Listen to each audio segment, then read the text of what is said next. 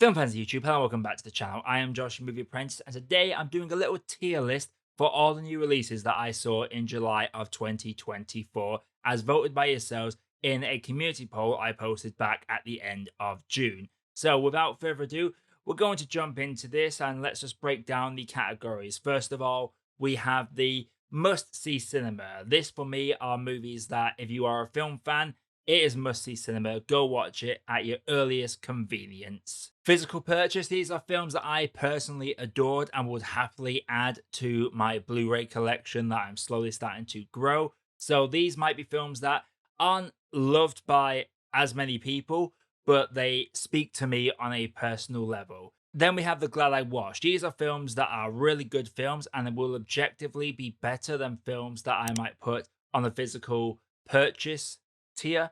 But for me, these are films that I'm glad I saw them, but I will likely never watch them again. Worth a stream, these are those perfectly fine movies that I would likely watch again, but I don't think they're that special. These are films that I enjoy, and if it needs something nice and easy to watch, I don't really have to focus, then it will be worth a stream. Then we have the not for me tier. These are films that I just weren't for me. They weren't for me. I was not the right audience, but they might speak to other people, and I can see why other people might like these movies. And then finally, we have Do Not Watch. These are the reverse of the must-see cinemas. These are the films that I say if you're a cinema fan, don't bother watching them, because whilst it is hard to make movies, there are a lot of people whose dreams of making movies never get realized. And then we see these insults that come out every now and again. This is a tier that will hardly ever get used, but who knows, there is occasionally a dud or two that deserves to live in that tier.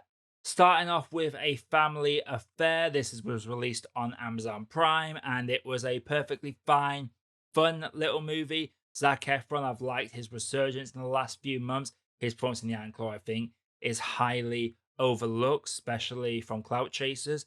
But A Family Affair for me, it's just a fine, easily disposable movie. Whilst performances are decent enough, I couldn't really get too invested in the story. I just didn't think it had too much to offer outside of its base premise. So for me, I'm going to be putting this particular movie, A Family Affair, in the worth a stream section, as it is a movie that is worth a watch, but for me, just didn't really hit the mark. Next, we have Maxine, and I'm one of those people where I enjoyed X. I've not seen Pearl, I will be completely honest.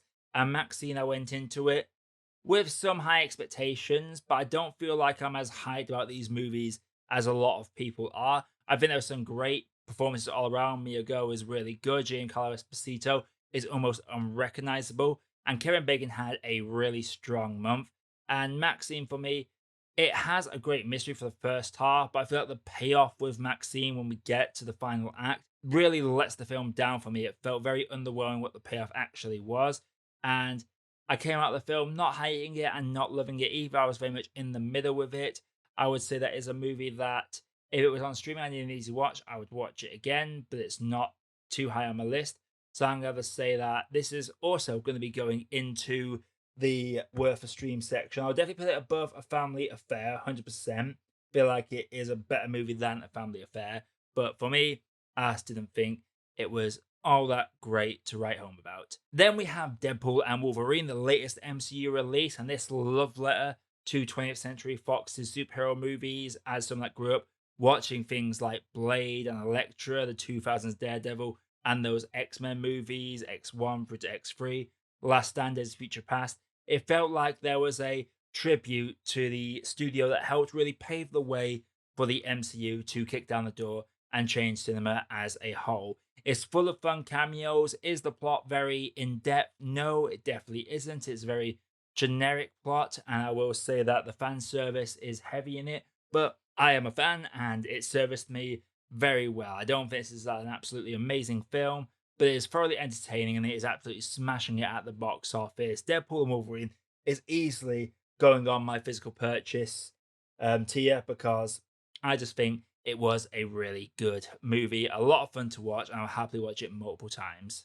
Now, for my fellow anime fans out there, Blue Lock episode Nagi came out in the UK in July. I know it's been out in Japan a few months ago, and it's come out in other places. Stagger release when it comes to Japanese films, especially anime ones, are always confusing. In the UK, we only just got this in July, and considering this is just the plot of the first season of Blue Lock, told through the perspective of arguably the second or third protagonist, this absolute wonder kid. If you're a football manager player, that wonder kid that you signed from a random club in Southern America, he is that wonder kid.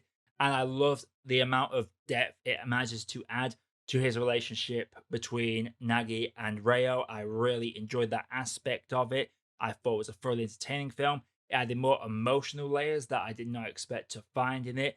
Like, this is genuinely something that could have just been a cash grab that just told a basic story on a different perspective from that first season, but it adds so much more and goes harder than it has any right to.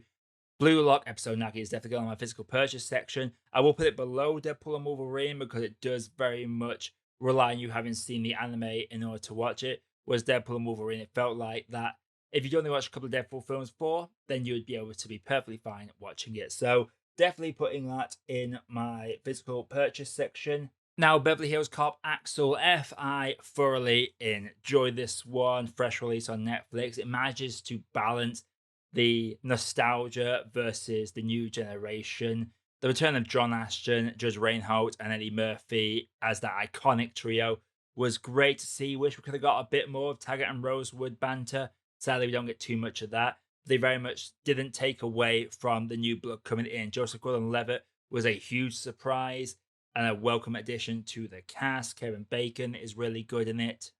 And Taylor Page bounces off Eddie Murphy fantastically well. This realistically should go in the worth a stream section. But for me, I just really enjoy this movie. I love the Beverly Hills Cop franchise. I think it did a very good job of servicing what came before. And it's another one that's going to go on that physical purchase for me. It's going to go at the bottom of them because I feel like it is very niche to myself personally. But I really enjoyed Beverly Hills Cop Axel F. In the Violent Nature. Now, this is a movie that, if you saw my quick thoughts, you'll know that I thought the concept is great. The idea of telling a Friday the 13th esque movie from the slasher's perspective is really good. And it has some of the best kills you will see in any horror movie all year. I'm pretty sure that Cliffside kill is going to be number one and a lot of best kills of the year list come year's end. But fortunately, the film had diminishing returns for me. And quite frankly, the ending felt very much tacked on in order to hit a 90-minute runtime. Because despite only being an hour and a half long, this felt overly long. And whilst it was entertaining when it came to some kills, there were other kills that were very comical and very over the top. And because we don't get to really get to know our humans that are getting killed by the serial killer, there was a lack of emotional investment as well. And I feel like this is an idea that has come a few years too late. So I will put it, it's drifting between worth a stream and not for me, because I did enjoy some bits of it, but I feel like there are definitely people out there that have enjoyed this way more than I did. I'm going to put it on not for me personally because the diminishing returns, it really struggled to find anything beyond the first half hour that really added more to it, unfortunately. Now we have Fly Me to the Moon, and Fly Me to the Moon is based on a true story in the fact that we landed men on the moon in Apollo 11, and there are conspiracy theories that the moon landing was faked. I had fun with it, but I feel like for a film that was advertised as a rom-com, it really worked best when it actually focused on being a more serious, emotional drama. The comedy, for the most part, just felt completely flat for me. I had fun with it. ScarJo was really good in it. Channing Tatum's doing his best and delivers a great emotional performance. But again, the tonal imbalance just really throws me a lot in it. Woody Harrelson is a joy to watch as well, but it's not too good. I think it was a perfectly fine movie. I would say it's definitely worth a stream if it's on, but it's not something I'll go out of my way to watch again.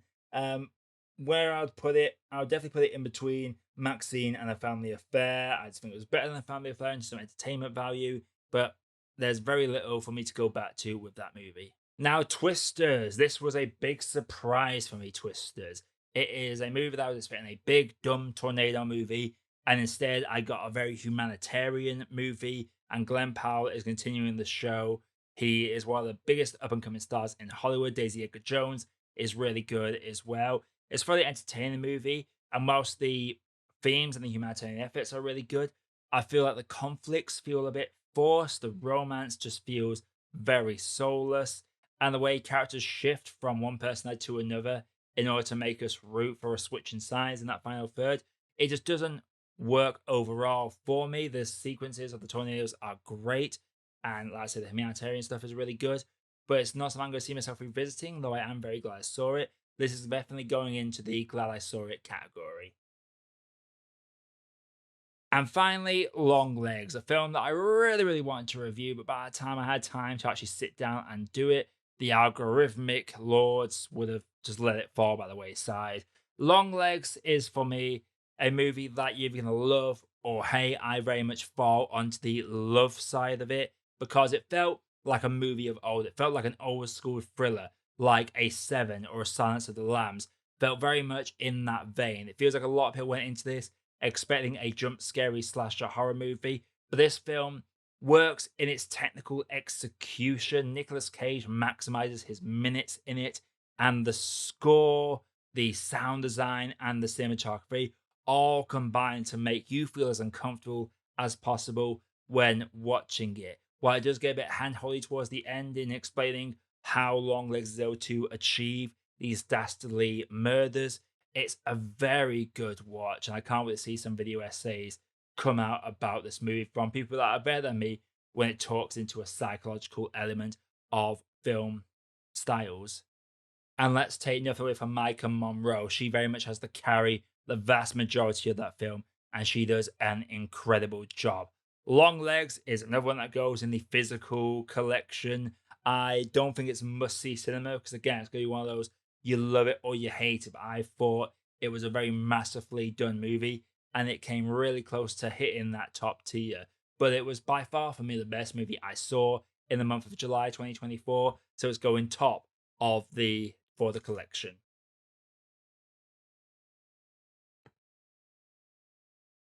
So that's it. That is the 9 movies I watched in July. As you can see, none broke that top tier of must see cinema, but none have quite hit the lows of avoid this movie. I feel like it was a decent month for movies. They fell very more onto the entertaining side of things rather than the genuinely must see cinema side of things. But I still thought it was a good month for movies overall.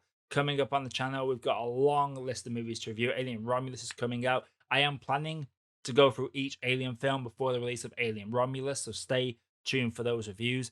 But until next time, everybody, I am Josh, I have been your movie apprentice, and I'll see you all in the next video.